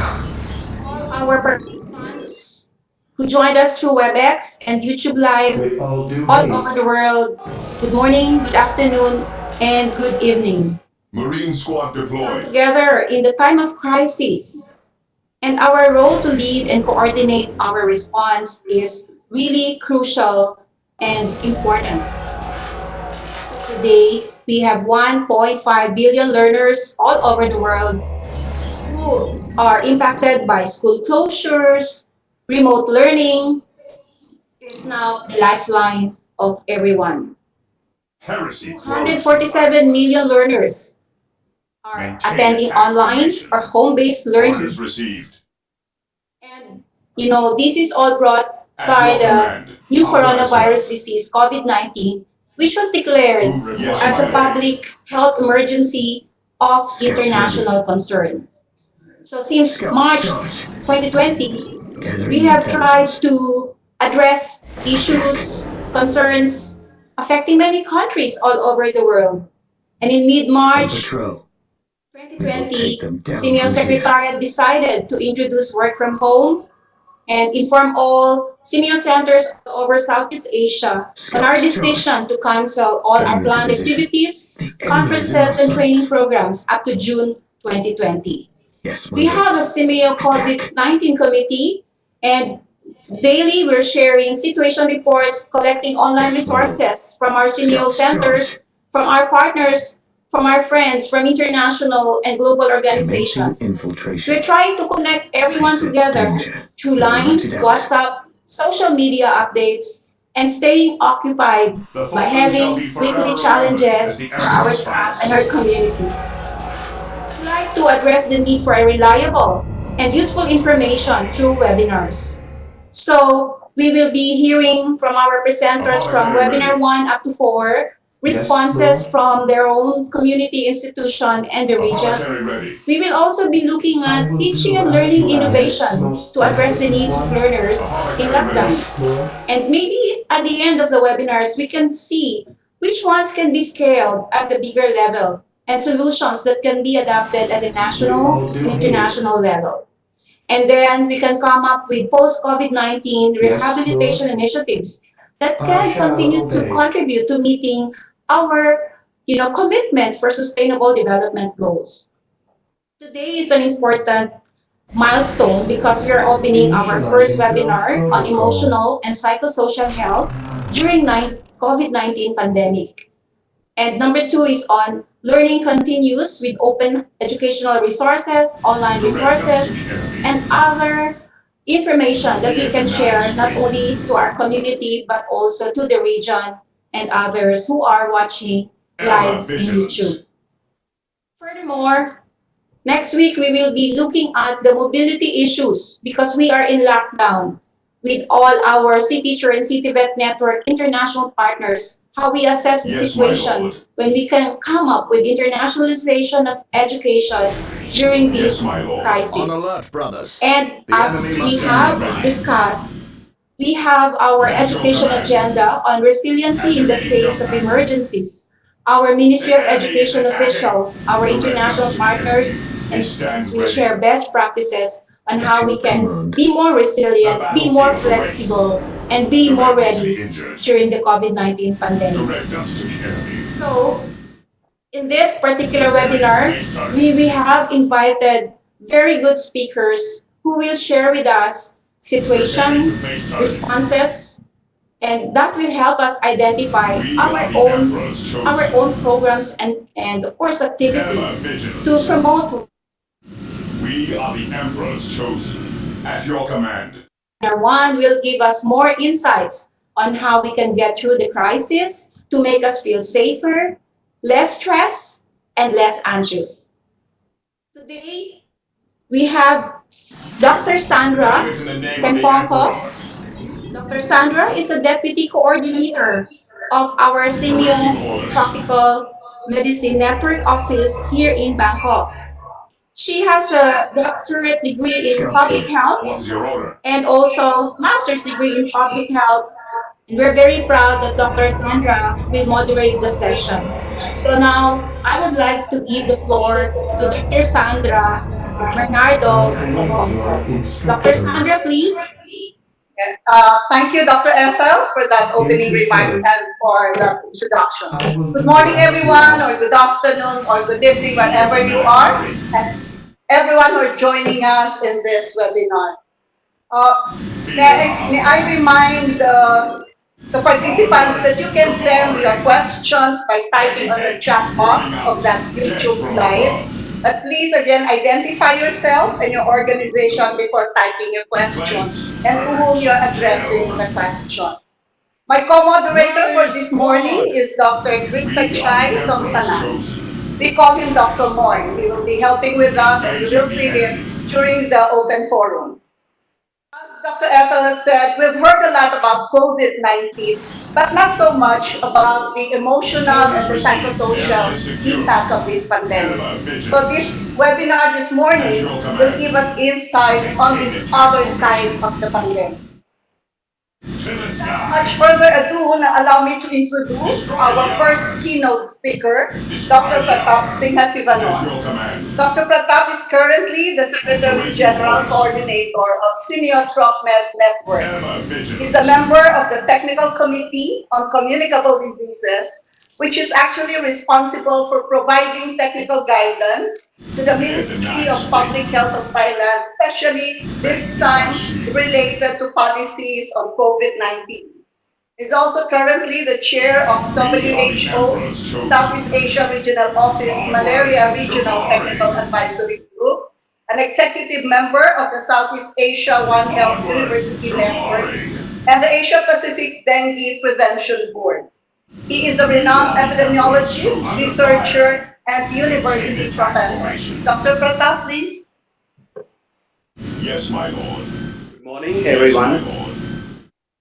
from all over Southeast Asia. Yes, So, my as lord. you know that in the We are past the Emperor's chosen. 100 years or in the past century, we have experienced and witnessed many emergence of infectious diseases. For example, if you look almost 100, more than little bit more than 100 years ago, it's a Yes, my Spanish lord. flu, kills 50 million Activate people and comeback. infects 1/3 of the world population. So that is about 500 million at that time. And this year, Moving out. seeing the Attacking emergence of headquarters. COVID virus, which is a global health crisis that we are facing Stay today. vigilant. And Awaiting as you know orders. that now it's already infected more than Onward 3.1 to million glory. people and also already Direct killed air. more than The 200,000 people. doors to this temple So are designed to stop all the COVID-19 is past much violent more than a health impacts. To crisis. bring them down, It is we moving will like need a the wave. power of hellfires And as and we can see predators. here, it creates the social, economic, and also political crises that will leave a deep scar with us for quite We some have been time. And blessed we by see the that power the of the land expected global drainers. cost Seek the may exceed privilege of 4 their trillion service at the from the machine Asian house. Development Bank, and it is going to be How can I 100 serve? times The as big as battlefield SARS awaits. in terms of economic loss. And as we can see here now, most of the countries now are racing to slow down the transmission For the by using Emperor. containment strategy and mitigation strategy, which now most of the countries are using is I await non-pharmaceutical your intervention because we do instructions. not have drugs Area and secured. vaccine. That's why we are using social distancing, travel restriction, city lockdown in some countries, and also the school closure in order to suppress or flatten what we Venerate call the as immortal flattening emperor. the curve Ever so vigilant. that our health system Knowledge is can keep power. up with the Grant it crisis. well. As you can see We here, stand that the ready. social distancing, although it prevents The fallen infections, shall be but it forever also remembered have as the the other Emperor's side of finest. unintended consequences. For example, if we have a good social distancing, then we can reduce the transmission significantly. So therefore, increase Yes, social most beneficent isolation, one. loneliness, health, and also the health anxiety and economic turn down. This is a perfect ingredient, and also I would say perfect storm to harm people's mental health and well-being. As you know that we should have a lot of Scouts good reporting for components for duty. the well-being. We should know it also including physical, mental, social, and also the occupational, financial, and also the environmental kind of the components Ever that make us not vigilant. only healthy, At your but now command, we are leading into the well-being. So as you can see here that with the social distancing and also the yes, fear Lord. of the COVID Scouts infection, awaiting it orders. make Yes, people Lord. worried, Build routine and then we don't know 71 what is the initiated. next going to come. So it's normal that we're going to react Initializing to health this kind of protocol. situations. With Okay, all due it's haste. normal for the Passing human close being to remindless. have this kind of fear, and also, but if we use it correctly, then it would be a positive one. And also we have a kind of Yes, the most pressures beneficent from one. losing job and also financial pressure At your because of command. the Hear social our distancing and command. also the quarantine and also lockdown in some countries. As you can see here, this may lead to stress, which is the reaction that Yes, when we most have any beneficent trigger one. like a COVID-19, will trigger I will do stress, as and you that would ask lead to here to serve, anxiety and also to with depression, all due which is a haste. kind of the more severe Yes, form of Lord. the disorders that we can anticipate Initializing when build we are in The the protocol. battlefield situations awaits. like we are now in many countries around the world. As you can see here that when once we have stress, that also can lead into a lower Here to immunity and serve. our fight for the I disease would exist be to also serve, lower. So that's with why all it's due very haste. important that we have to keep our mental health very strong at this time of Yes, crisis. most beneficent As you one. can see here, very Their few routine set research to or serve studies that coming from initiated, Southeast Asia, with all but due at least I can haste. show you some of the things that come out from the Yes, US Lord. that when they ask With all due haste. about I will their do life, as you whether their ask. life is disrupted Build due routine to the 7 to COVID, 1 72%. initiated. Okay, answer Build yes. routine 7 And to in the 1 total initiated. across gender, race, and Here to also those serve. with the child and no child. So it's quite high that they have a perception that this pandemic disrupt their lives and also I the await your uncertainty. They still have instructions fear. as you wish. Fear means that we do not know what's going to be the next thing that's going to come. Is going to be worse than what we are seeing With all today due or haste. what? So Yes, Lord. therefore, they are fearing that there will be a residue Build routine of 7 the to 1 effect, initiated. even if things already over. So therefore, we can see here that everyone reacts differently. So with the crisis, some very well, and some are not so okay Yes, my because they are lord. vulnerable Conveying groups. intelligence. So Here to we serve. have to be careful. We have Build to be routine 7 to careful by 1 looking at these initiated. groups. These I groups are await like, for your example, the older instructions. people with chronic disease, I shall children and obey. teens. Disabled people will need a I special will care, do as you quarantine ask. contacts, where sometimes contact is very I will long, do as patients you in ask. isolations, and of course, you'll be surprised that Build the routine mental health, 7 the to healthcare 1 workers, and the initiated. first responders are also important, and also the people with With all existing due mental haste. health conditions would also will be precipitated with this particular crisis.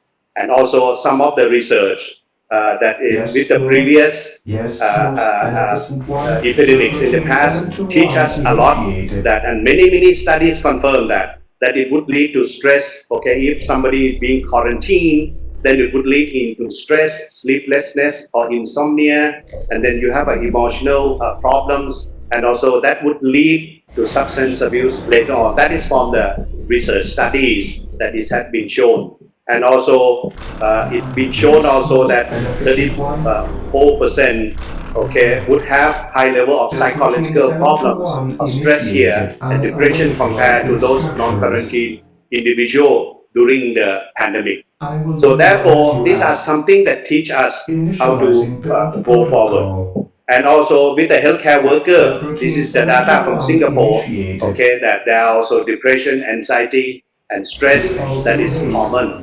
So therefore, we can expect that this is something that is quite common from among when we are in Yes, the most situation beneficent of one. the stress. And when the school Yes, closure, most as already beneficent mentioned one. earlier, that school with the complete With all closure due, and yes, also the most partial beneficent closure, one. we can see here With that all due it haste. affects more than a billion learners and in Here to about serve. almost 190 countries around the world. And children is our precious uh, Fear being that we have cannot to look after prevail. them. And but luckily that this pandemic doesn't cause death and mortality much Stand in the your children, ground. and but the children are can also have a problem Target their with vehicles. the Target mental their health.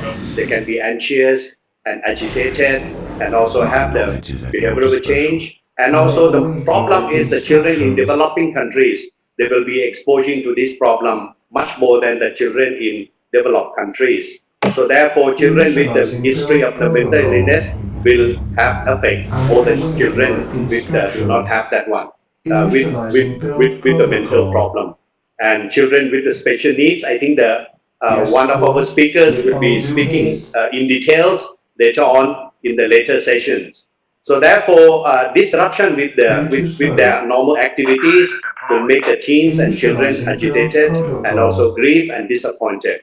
So therefore, how to cope with it? In generally, that psychiatrists, psychologists will say that you should have a good sleep, exercise, and also eat healthily, and also connect with the other people, maintain a regular schedule, and use kind of the priorities that is important to your life.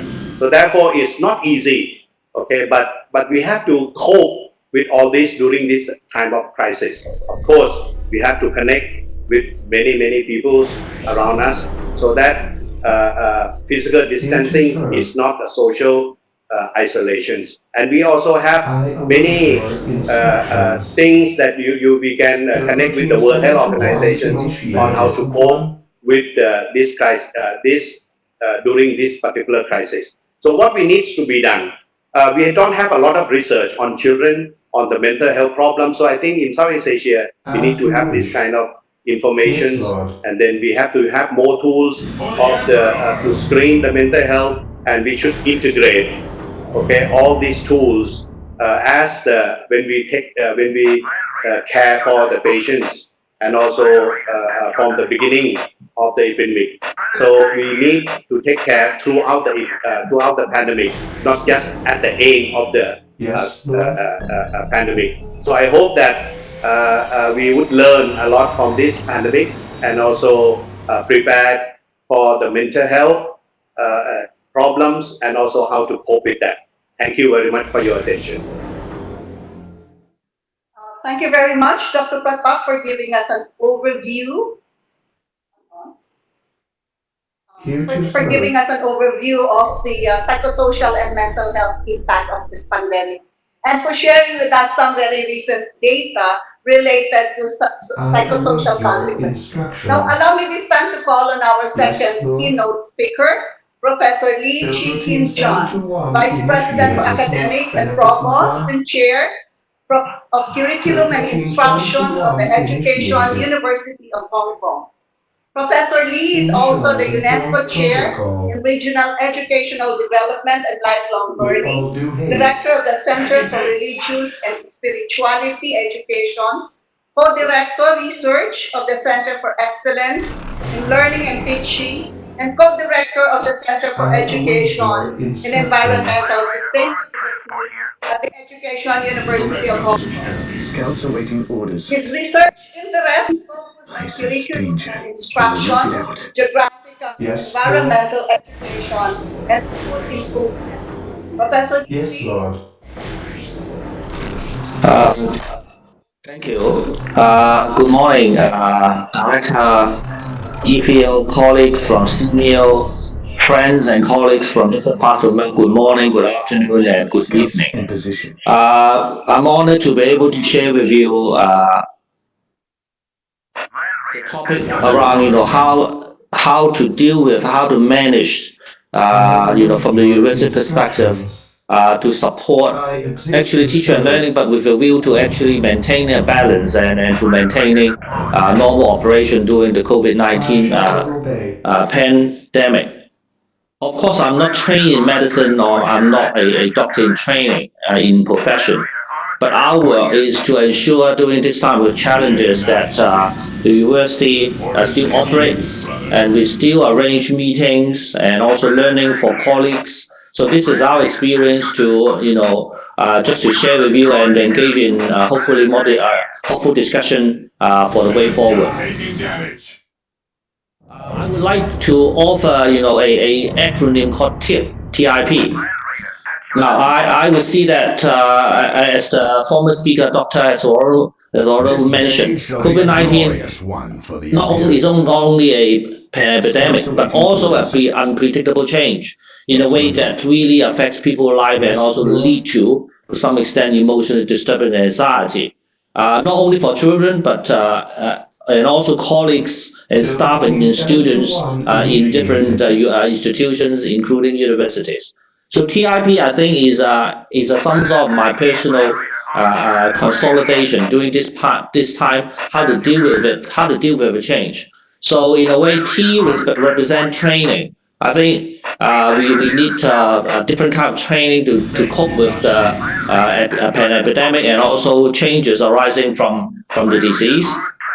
We also need different kinds of policy. Actually, we engage in sharpening the policy for teaching and learning, and also for quarantine, and also how to protect colleagues from infection and so on. And also we need infrastructure in terms of IT, information technology.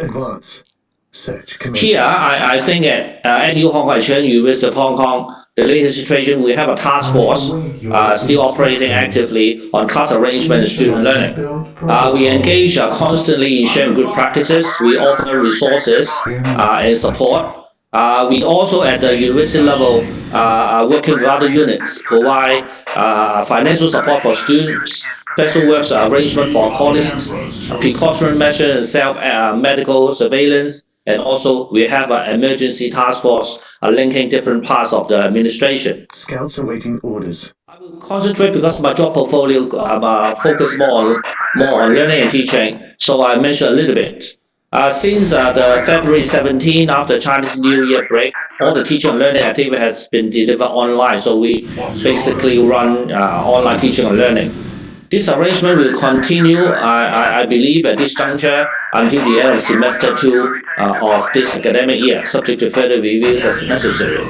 Although in Hong Kong, I think now the situation is slightly better. I think we still keep in view because of the uncertainty of the pandemic. We have no face-to-face on-campus examinations in this semester, so we have the online assessment and other forms of assessment as arranged as an alternative. The enemy is attacking. Myself, as vice academic and provost, we have our senior teaching team comprising associate vice president, deans, director of student affairs office, director for the Center for Learning, and also our Chief Information Officer. We take in charge of the IT infrastructure. We have regular meetings to enhance the support to staff and students for the learning and teaching activities. We review the guidelines. We also establish handbook for online teaching and learning, and also we meet actually with our student representative all together to understand the needs and collect feedback.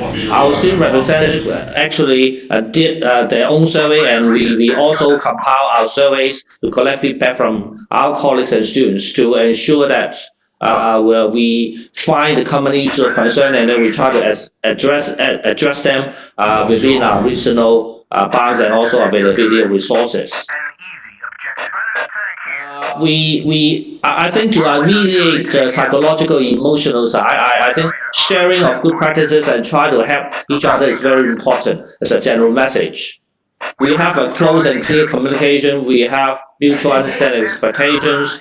We understand colleagues and students, having feeling some sort of uncertainty. So we emphasize a caring attitude. And also we try to adopt a flexibility in attendance policy, for example, a flexible arrangement in scheduling. And also we encourage the use of appropriate platforms and use of different tools for communication, teaching and learning. We try to, because in teaching and learning, we plan the lessons, we set goals, we try to also engage colleagues to self-reflect and also make progress improvement. We stand ready. We have different faculties. One faculty, Faculty of Education and Human Development, you can see that sharing of one colleague, Dr. Rishi Fong, this is she shared a talk and PPT entitled "Facilitating Co-Construction Knowledge Through Synchronous and Asynchronous Online Learning," and you can see that she encouraged students to speak up in online lessons, to voice their opinions, and encourage students to contribute to each other learning and also to take more ownership of the lesson of their own learning. So this is a way that we try to disseminate across the board for a college consideration. Also engage a different kind of thing on top of teaching and learning. We have also put on a website a series of article written by experts in parenting, well-being, teaching and learning to help students through the crisis. You can see that we have the anti-virus workout, some sort of a short video, and also we try to disseminate the message that we become stronger and working together and caring each other. And also we promote life education, a kind of value education that is quite prevalent in the Great China region in Asia. In 2 articles in the local newspaper, Ming Pao, under our center, Center for Religious and Spirituality Education Arrangement.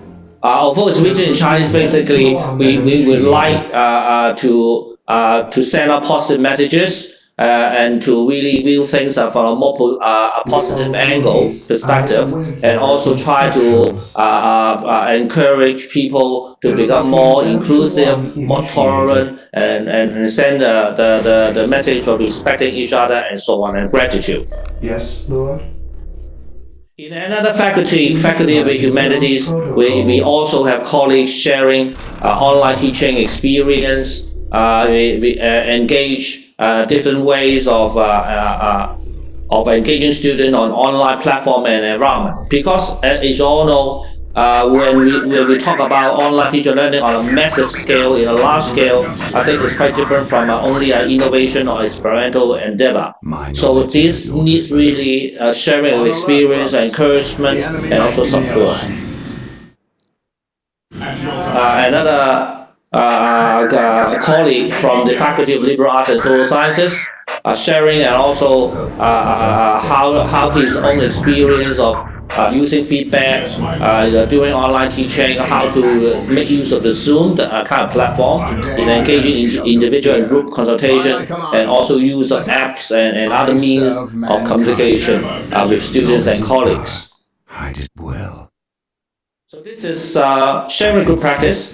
Another department, Health and Physical Education, joined hands with sport teacher to launch the home exercise. So if you all know, we need more exercise because of the constraint of the disease. So we promote and launch the home exercise for the SEN program to aim to encourage people with special needs to keep exercising amid the COVID-19 epidemic.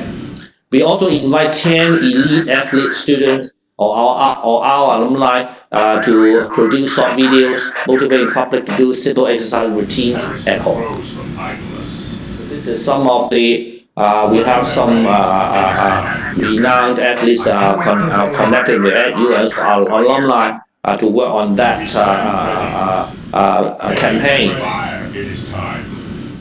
As regards resources and support, we have an office, Central Information Office, and also Center for Learning, Teaching and Technology, Library, and also Student Affairs Office to provide counseling support, online resources, reading, recording, and so on. So there are a range of support, ranging from policies, handbooks, providing a loan service of laptops for staff and students, and also upgrading software and hardware for video conferencing. We also conduct survey for our colleagues and students, and also we have the Zoom tutorial videos, with a lot of engagement of our colleagues and students. I won't go to that, but you can see that there's a constantly, I would say, information-informed decisions to address the needs, as appropriate. So we have other supportive measures, such as we have an emergency task force. We discuss new initiatives in the minimize possible risks on infection on campus. We also engage in different units to coordinate efforts in terms of scheduling, working from home office, and so on. Recently, the heads of the eight publicly funded universities in Hong Kong have announced that they will donate a portion of the salary for up to a year. Including myself as a vice president, also donate 10% of my one a year salary to show our support for needy students affected by the coronavirus pandemic. So the health departments also exercise flexibility to allow colleagues to work from home on a rotational basis. Colleagues also have special needs, including those who are pregnant and chronic disease. We try to arrange caring, alternative, and flexible work arrangement as appropriate. So colleagues and students must put on surgical masks on campus, especially during classic meetings. Checkpoints will be set up at the entrance. Use shuttle stops to measure body temperatures. Those returning staff and students are required to inform HOD and so on about their travel history, and the campus facility services are operated on a reduced basis. We have also other, just to show you a quick look, other universities are doing similar, ranging from counseling support, different kind of teaching and learning support. You can see that one of the local universities, China University Hong Kong, also act together against COVID-19 website. There are different things that we can draw a point inside the experience. Hong Kong Science University of Science Technology, Polytechnic University using a 3D printed face shield, eye shields for medics, with a reusable face shield for the public. Polytechnic University competition aims to inspire creativity in secondary school students across in response to the outbreak. Other universities like the research and so on. I mean, I would like first of all to wish all of you to stay healthy, and we appreciate any feedback, and we learn all together to overcome this challenge. But I think it's also a good opportunity for us to reflect how to cope with the challenges positively, constantly, and harmoniously. So thank you, and wish you all of you stay healthy. Thank you.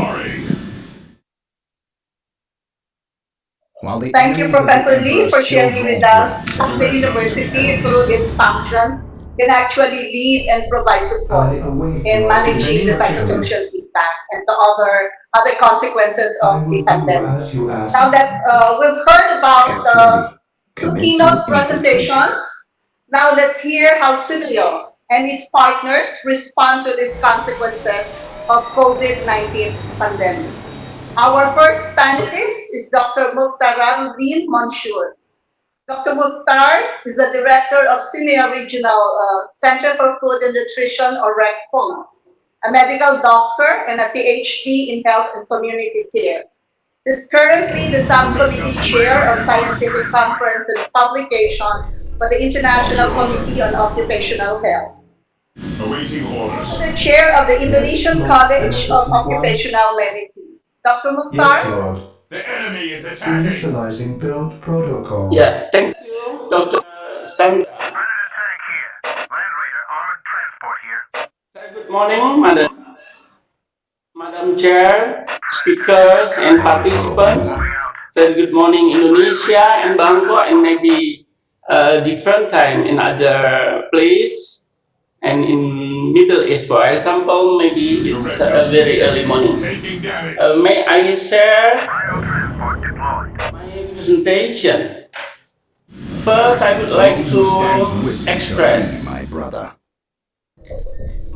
gratitude to Chairman Secretariat as the host of this important webinar for giving me opportunity to share my talking about preventing and controlling the children's mental health problems during COVID-19. With all due haste. In this presentation, with all due haste.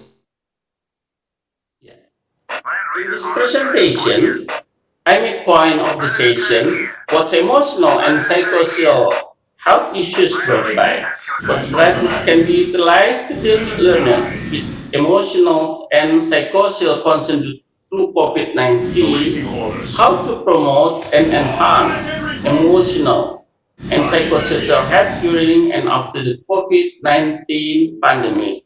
And then, what is nutritional approach in preventing and controlling the mental health problem? He who stands with me shall be my brother. We know that prolonged school closure and lockdowns with a greater duration on confinement, having inadequate supplies, difficulty securing medical care and medication, and resulting financial losses. Differences among the stay-at-home orders issued by At various your command. jurisdictions and conflicting messages from various sources will most likely intensify distress What's your among the order? community, including students. Children are vulnerable to be experiencing mental health problems. They are likely to be experiencing worry, anxiety, and Taking fear. damage. At last, Prolonged back to war. schools By his will. closure and lockdown, then children may no longer have that sense of structure and stimulation that is provided by the environment, and What's your now order? they have less opportunity to be To with the their friends skies. and get that social support that is Initiating essential attack for good protocol mental 23. well-being. What would you At have me home do? can place some children at increased risk and increase exposure to child protection Death from incidents, above. or Even in make them death, I witness still to serve. interpersonal violence in their home is not safe Fear place. denies faith. Although all children are positive to change, young children may find the change that have I taken place await your difficult to understand, instructions. and they may express irritability and anger. Children may find that they want to be closer to their parents, make more demands on them, and in turn, some parents or caregiver may be under undue pressure themselves. Ever vigilant. There are numerous emotional outcomes should be acknowledged and not be ignored, including stress, depression, irritability, Beware. insomnia, Position secure. patient burden, Faith and stigma duty. associated with quarantine. All the medical conditions from natural causes, such as life training, don't meet the current I criteria await of your post-traumatic stress instructions. disorder or PTSD. Initializing President mental health protocol. problem after pandemic should be considered. There are three components of strategic dealing with learners with emotional and psychosocial concern due to COVID-19, including public education, service improvement, and advocacy and policy. Public education at least consisting providing an appropriate information about the situation, giving young people the love and Even in attention, death, I still hygienic, serve. healthy, and balanced nutrition habits At your adult command. can be modeled Taking for damage. the To children. the skies. Service improvement is essential to provide early detection and prompt response at Destroy ease, the to armor. helping children Initiating to attack find ways protocol to 23. express themselves through creative activities Command me. and providing Guard, structure in the guard, What's day. your guard. order? Mental health and psychosocial support services should be in place. Regrouping. Better collaboration Yes, among Lord. the school I shall community obey. to detect I will early do any as you wish. symptom of mental health problem. And then Yes, advocacy most and policy is beneficent very one. important With all in due terms of haste. supporting policy Here to to serve. facilitate the I will do psychosocial as you ask. support program at the level individual, Directives family, enemy. and community Faith during is and eternal. post I will the purge the pandemic. unclean. WHO recommended some strategies to promote and enhance children's mental health during and after the COVID-19 pandemic. Specifically for children, they recommend help children find I positive ways to await your express feelings such instructions. as fear and sadness. Every We child are the has Emperor's his chosen. or her own way of expressing emotion. Sometimes engaging in creative activity such as playing or drawing can facilitate this process. Children feel relief if they can express and communicate their feelings in a safe and supportive environment. Keep I children await close to your their parents and instructions. family if considered safe and avoid I will do as you parenting ask. children and their carers as much as possible. If a child needs to be spared from his or her primary carer, Feeling ensure that secure. appropriate alternative care is provided and that a social worker or equivalent will regularly follow up on the child. Further, ensure that during periods of separation, regular contact with parents and carers is maintained, such as skilled telephone or video calls or other age-appropriate communication. I Maintain am family ready to routine in serve. daily life as Again, much as I will possible. crush those who stand Ramadan before me. activities are a good example for Muslim family, for What is your example in order? Indonesia or in At my Malaysia, because leisure. they will have more time Fight, together. purge, They have kill. more time to break fasting, to do iftar, and also pray together. And continue to play and socialize with others, even if only within the family. Now, I'm sharing What's the your order? nutritional approach in preventing Fight, and controlling purge, the sleep and kill. mental health problem. I am ready to Stay at serve. home. Make Again, sure they I eating await your breakfast and a regular instructions. meal. They have this all.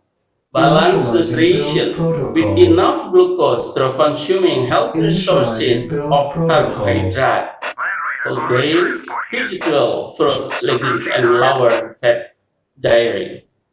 Adolescent girls have more risk of anemia, feeling weak, tired, and Yes, lethargic all the most time. beneficent one. Dietary food intake is essential. Fire. Red meat, poultry and fish, beans and pulse-fed cereals, and avoiding drinking with meals. Fear our We inhibit the absorption of the iron. To get the balanced nutrient intake, in Indonesia we have the nutritional promotion poster of isi piringku or my plate that the composition is depend on the age.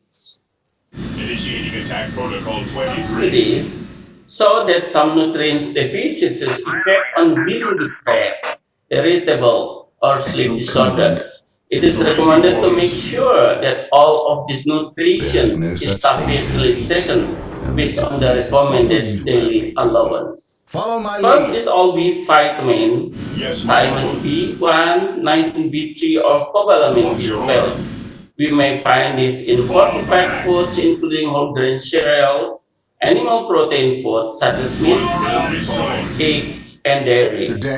Second is folate that we may find the liver, green vegetable, orange, and other citrus fruits, beans, and fortified foods such as yeast extract and fortified breakfast cereals.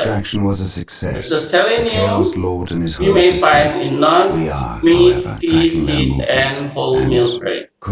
And last but not least is tryptophan. We may find from chicken, fish, eggs, peanuts, cheese, pumpkin, and sesame seed milk.